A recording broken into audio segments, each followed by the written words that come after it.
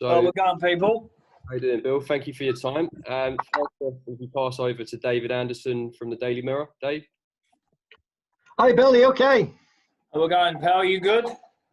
I'm indeed. Thank you. Thanks for taking the time to chat to us, Bill. I was just wondering, how have you been? It's been a while since we've sort of spoken to you with all this lockdown and stuff, and you've been out for a year, really. What's your mood really ahead of this fight, really? Sort of frustration, or eager to get at it, or what? Or Just want to get out there and get one in before the end of the year because there's a lot of fighters there now was obviously struggling this side of 2020 to get out. So I've had major disappointment in this year. The Canelo fight obviously falling through in May over the pandemic, and about to roll the dice, and here we are with Martin Murray on Saturday. So on Friday, so we'll shall we rock and roll. yeah, because you've probably seen Bill, a few people sort of knocking Martin Murray, what sort of opponent is he for you for a world title fight, etc., etc. But what's your reaction to that, really? Well, listen, if you want to go on professional experience, he's got more experience than me because he's had more fights than me. He's challenged for the world title 4 times. I mean, I could have easily picked, somebody's name ending with, whatever. I couldn't even spell it. From Germany, France, wherever. But Martin Murray, he's a name. He's a 4-time challenger for the world title and should have been 2-time world champion, in my opinion, at least in 2 of them fights. So, and I promised him a shot. And if this is his last one, this is his last one. Or, if this is his lucky night, it's his lucky night. But one thing's for sure, it's his chance. Yeah. And then, obviously, we've got Callum Smith, Canelo, on the 19th. I know you have an interest in that. Do you fancy the winner of that, or what's the sort of strategy for 2021, really? I'll leave that to my management, MTK, and to Eddie Earn to make. But obviously, I would love the winner of that fight. If Smith wins it, I'm sure there's a rematch clause in there. But to win that fight, you've got to be incredibly in good shape, good mind, good health. You've got to go in there with a proper camp, and I just don't think 4 or 5 weeks is enough training camp for that sort of fight. Is that right? Yeah, that's your big concern for Callum, right? Yeah. Yeah, I think Callum's got the tools in his box to win, but you have to have the right preparation time and put the man hours in and go over and repeat that for maybe 2 months, 3 months, how to beat him, what strategy you're going to go in there with. And I just think that it's all been crash, bang, wallet, give me my cash and, let's get it on. But listen, I hope I'm wrong and I hope he gets the job done, fellow Brit. Yeah. Well, thanks very much for your time and good luck on Friday. Thanks, David. If you go to Chris McKenna from the Daily Star next, please. Billy, obviously you've changed trainers again. Can you just talk us through your kind of thinking behind that and why you've done that? The other trainers, the toe was hanging out of them, so I had to change trainers. That was weared out. My other trainers, that was weared out. I had a pair of Adidas and I changed them for a pair of Nikes. Well, what was the thinking with going to Mark Tibbs and back to the Tibbs family? I just think that it was a decision that, lockdown come, was having no luck. I was at home and, Ben Davison, he set up a gym out in Arlo and, it was hard for him to travel away and do camps, and he's got a lot of fighters there, and it's not right on me dragging him around the country and around the world training camps because I can't do a training camp at home. Everyone knows I need to be away like I have this time, and I don't want to go to someone fresh and new, think they know me, and they don't. So I know the Tibbses know me well. Obviously, Dominic Ingle knows me well, and Ben Davison knows me well. So, that was the strategy behind it. Obviously, you mentioned there about the Canelo and Alvarez, Canelo and Callum. Was there never any option for you to maybe drop this fight and get Canelo in December, or would you not even have considered it? No, listen, I mean, I always said in December, if the fight was in December, I always said I'd have been ready. But again, my fight, Martin Murray, only got announced, 5 weeks ago? So they had all that time to get in touch and they didn't ring up. And they didn't try to get in contact. So clearly they didn't want me. But, for me to fight Canelo Alvarez, in lockdown, they sort of caught me out a little bit, but which the fight would never have happened anyway because he had his lawsuit. But I wasn't prepared just to go in there and take, millions of pounds and to turn up there half-hearted and half in shape. You know, you got to go, like I said earlier on, to beat someone like him, you have to win convincingly.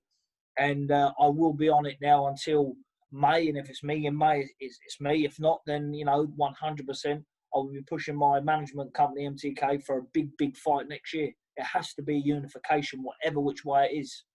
Do you feel you need to put on a really good performance on Friday to force that issue home, to get that big unification fight or the Canelo fight? Do you know what? As we see the other day, we see Danny Jacobs and Rosado, so we see these type of fights, and, sometimes they pan out in the favourite's favour and sometimes they don't. It's sort of a win-win for Martin Murray, really. Everyone's writing him off and everyone's saying he's old, he's finished, he's this. Get back in there and sure, good luck. So, yeah. All right. Cheers, Billy. See you later. Thanks, Chris. If you go to Ron Lewis from Boxing Scene next, please. Hiya, Bill. Do you think, I mean, you've had fights in the past where, if you haven't got motivated for a big fight, and, there was a classic one in Scotland, obviously. And is there any risk of this, or is Martin someone you know just so well that you know what he's got to do and you know what you got to do to not let him into the fight? Oh, there's always a risk, mate. There's always a risk. There's a risk I could go out there and get knocked out in one round. That's why people watch boxing. There's a risk that, I could go out there and get the job done in one round. There's always a risk. There's an element of risk of people's lives in a boxing ring. So, people tune in. If they knew 100 million% I had the win and, it was all one-sided, they wouldn't watch it. But, so there's obviously that risk. But I haven't overlooked Martin. I've just trained and prepared myself the best I can for this date. So, I know how tough Martin is and I know what he's going to bring to the table and I know he don't lay down. So I know I can't afford that same sort of performance.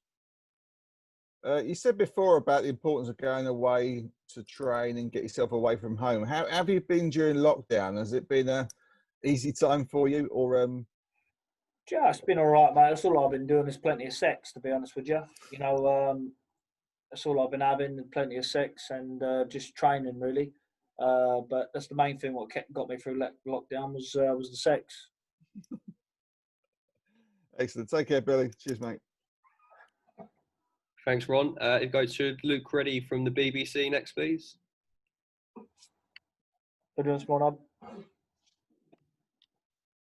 Luke, you're on mute, mate. If you just take yourself off mute. My apologies. Hi, Billy. How you doing? How we going, Luke? You mentioned Martin Murray's career, and he's gone close so many times. I mean, as you say, this is his last shot. I wondered, could you put yourself in his shoes? You achieved success quite young. I mean, what do you think that must be like for him mentally to have to know that it's gone this long and this is one more chance? Well, look, Martin's got his own mind. Martin's got his own head. He's trained. He's prepared for this how he wants to prepare for it.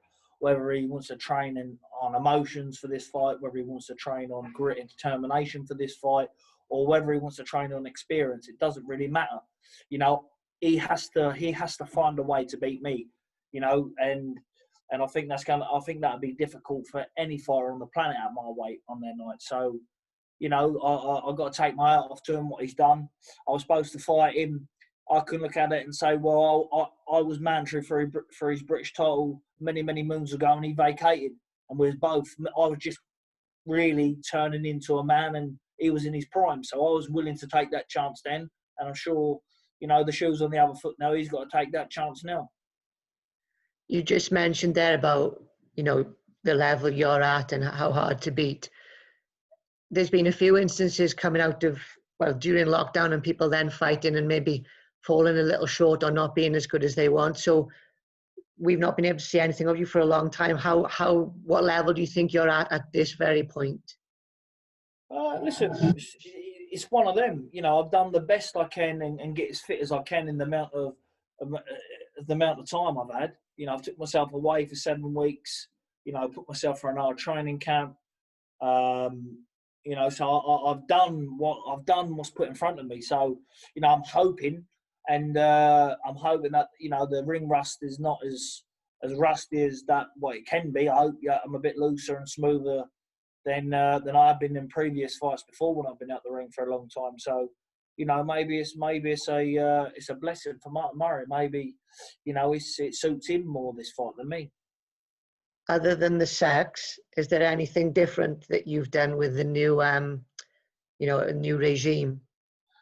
There's really outdoor sex, plenty of sex in the woods, you know. I think it's good. You know, I've got a naturist near me, and I go down there and that, and, you know, I do the dogging and all stuff like that with the ladies and put myself out there. It's very good. That's how I've been training for this fight, to be honest. You know, in lockdown and some of this fight, sex, seriously, for stamina. Nice. Thank you very much indeed. Thank you. Thanks, Luke. If we go to John Denham from Boxing News next, please. Hey, Billy. How's it going? How we going, John? How are you, pal? Oh, very good. Thank you. Very good. Obviously, you know, you've had a couple. Well, you were meant to fight Martin, a couple of years ago. You had a couple of fights fall through. Is there any like bad blood between you, or do you have a sense there's some unfinished business? Especially, Listen, I guess, when you listen. Obviously, I can sense frustration from Martin's side. He done 2 training camps and 2 fights, didn't happen. It was what it was at the time. At world level, if I was to injure myself now, then I'm not going to take that chance and get in the ring and put, you know, such,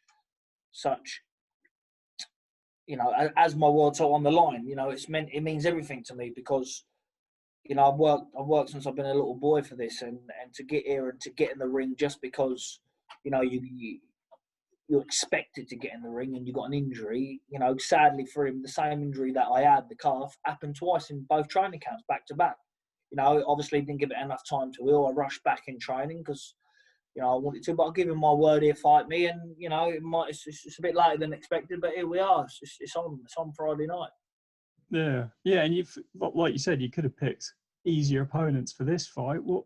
Well, look, me and my management team, MTK, we sat down and I put some names forward. There was Callum Smith's name put forward, who I put forward.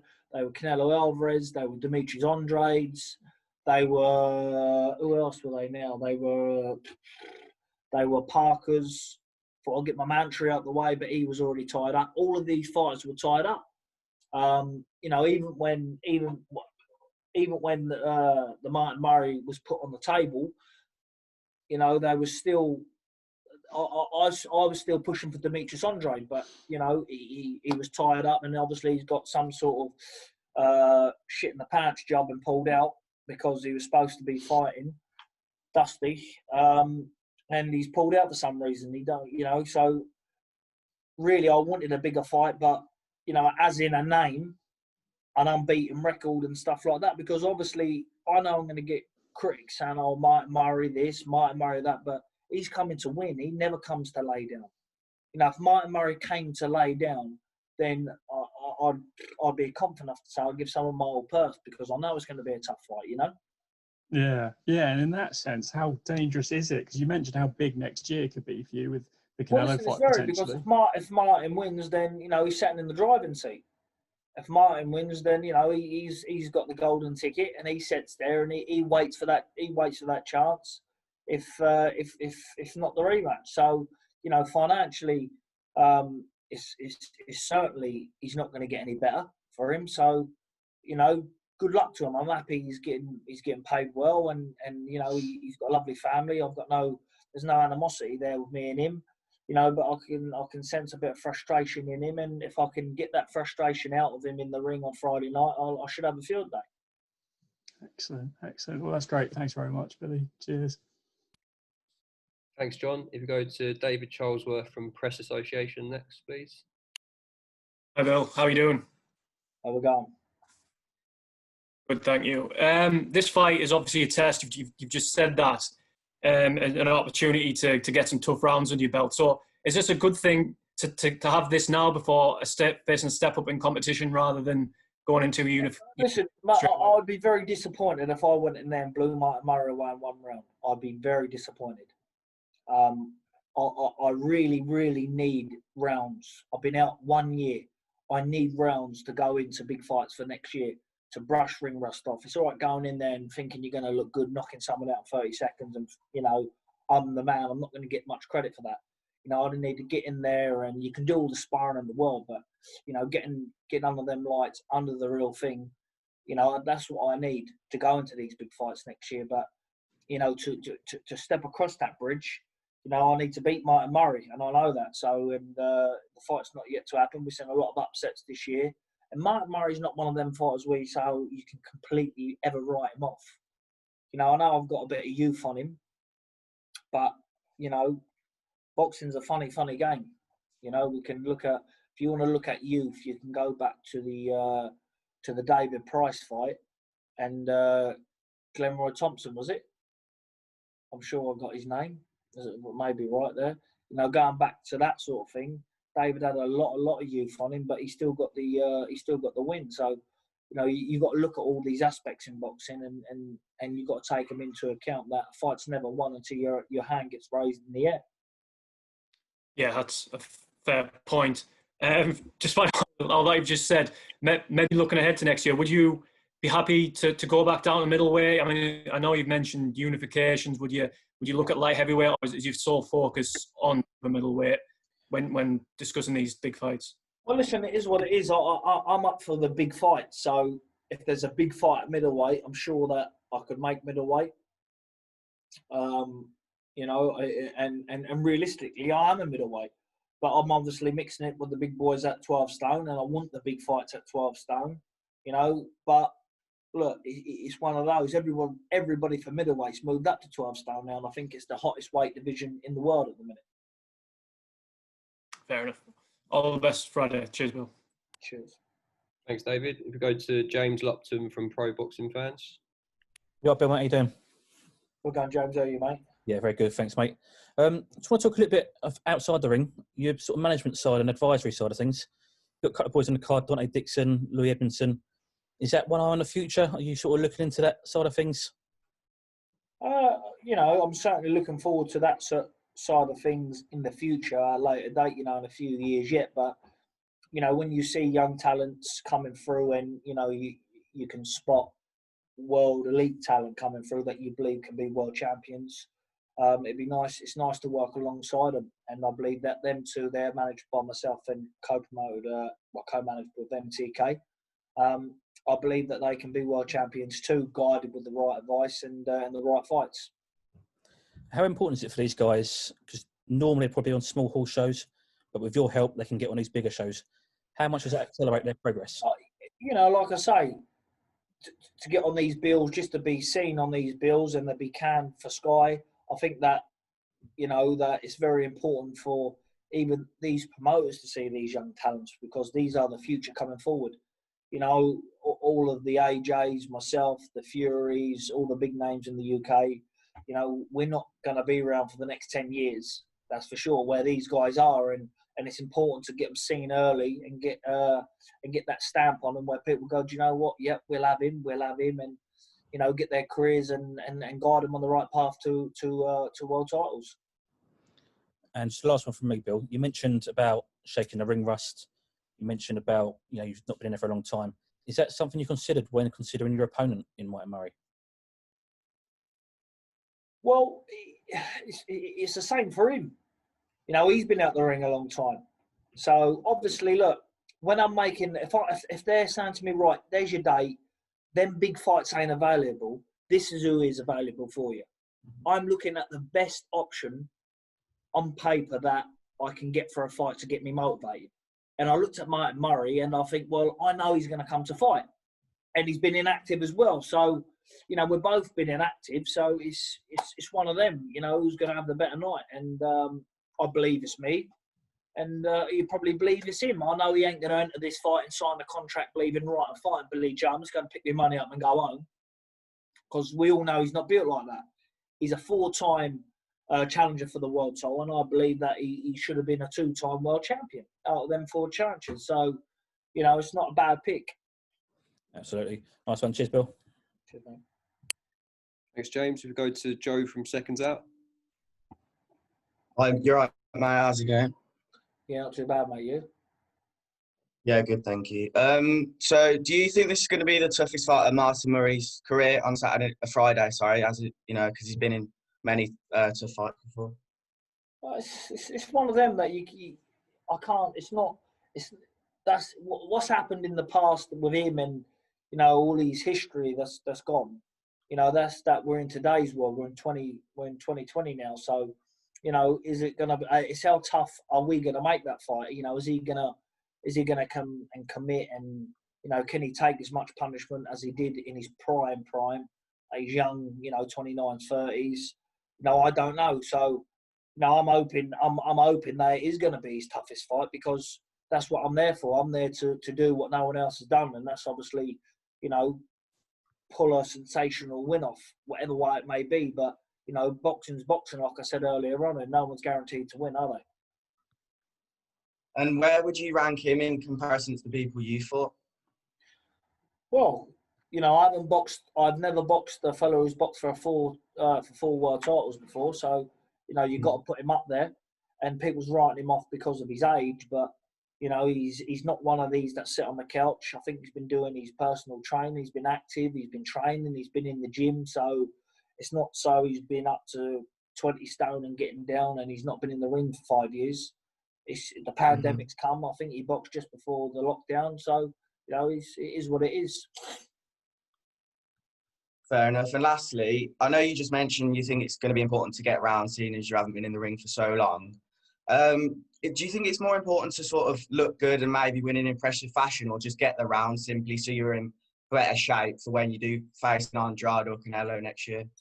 I think whatever happens, it's important to get the rounds in. Yeah. I think this fight is going to be rounds, because he's a tough game, cunning old fox. He knows how to get through. He took Golovkin in his prime 11 rounds, so, and that was when Golovkin was destroying everybody. So that he's always got that know-how about the ring about him, so you've got to take out off to him, and you've got to give him credit, and you have to say that he is going to give me rounds at this stage, because, he's made to do that. Okay, thanks, boss. Good luck. Thanks, Joe. If you go to Gary Newben, please.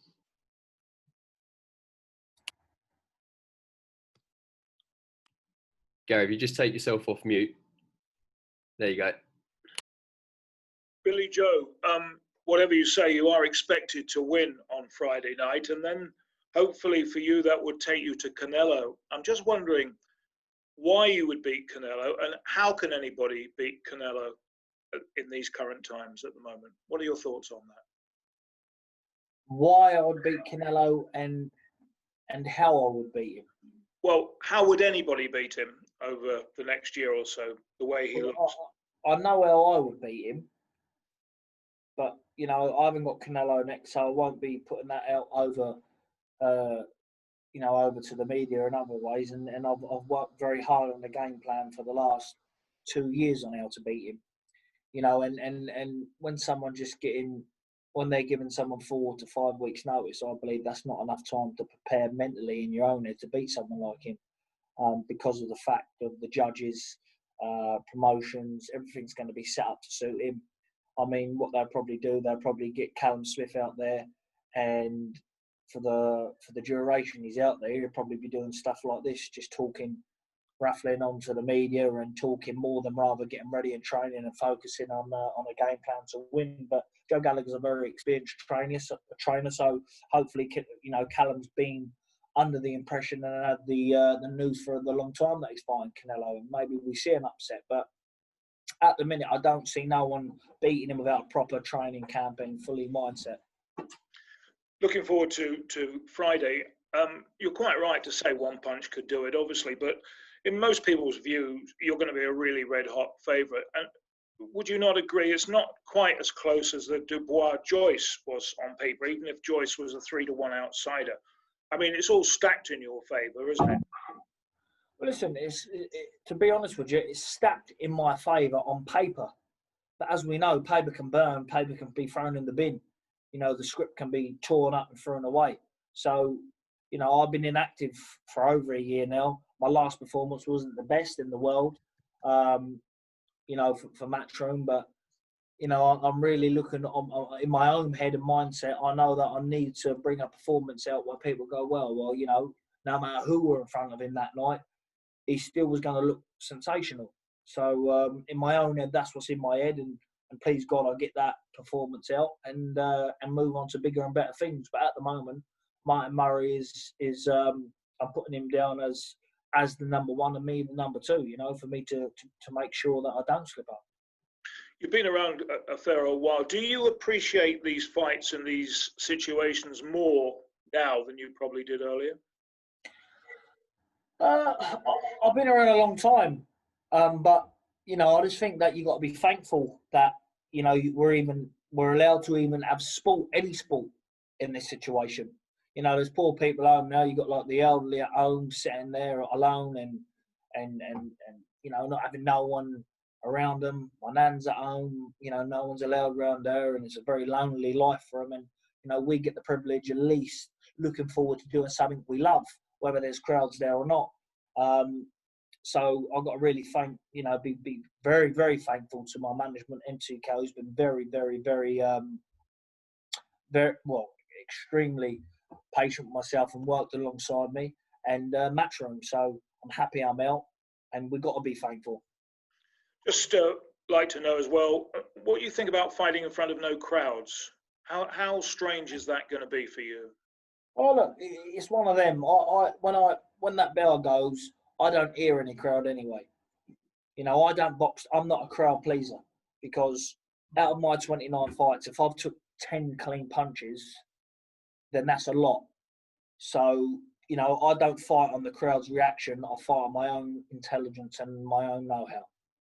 I'm looking forward to the fight. Good to see you back in action. Good to see you back in the ring. Good luck. God bless you. Thank you. Okay, we've got time for one more before we let Billy Joe go. So if we go to Jeremy Hirages, please. Hi, Billy. Thank you for taking the time to talk. I'm curious, going into 2021, do you have an ideal number of fights that you would like to see? Or does that not matter as long as you get a unification bout? Certainly, you know, I want to be active. And that's the reason why I'm fighting Friday night, because if I was worried about that, I'd have went, no, I'll wait to 2021. But, you know, I need to get active to be in the running for these fights and get the rounds in, you know, and sharpen the tools and grease and, you know, the chains and stuff like that. So I need the rounds. But, you know, the main thing is I do want to be out at least 3 times going into it. But then that's at least, you know, minimum 3. So, you know, there's big fights out there, and I'm sure that Eddie Hearn can make that, the stable of fighters he's got, and big fights like that. Final question for me, and I didn't think I'd be asking this one, but you talked about training and about sex. Is it safe to assume that you're not of the belief that sex weakens the knees, weakens the legs, and do you abstain? It's strong. You do when you do the sex in the woods, you know, like when you're putting your leg over the trees and under the trees and under the bushes, different positions and stuff like that. You get that's a workout.